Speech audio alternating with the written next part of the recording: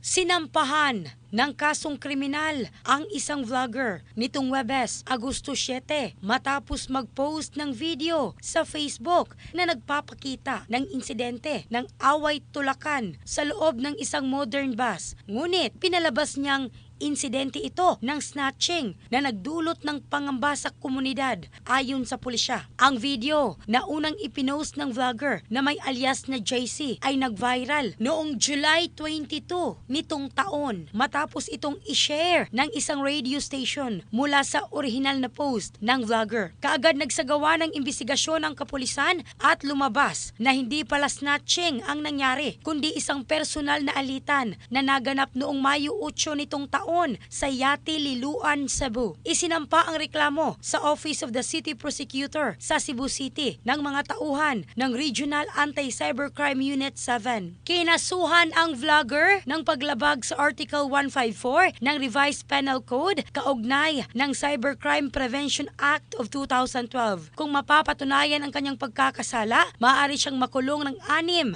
hanggang 12 taon bukod pa sa multa na itinakda ng batas. Sakaling maglabas ang korte ng warrant of arrest, agad itong ipatutupad ng kapulisan upang arestuhin ang nasabing vlogger. In the heart of changing lives, ako si Michelle Craste ng Brigada News Philippines, the Music and News Authority.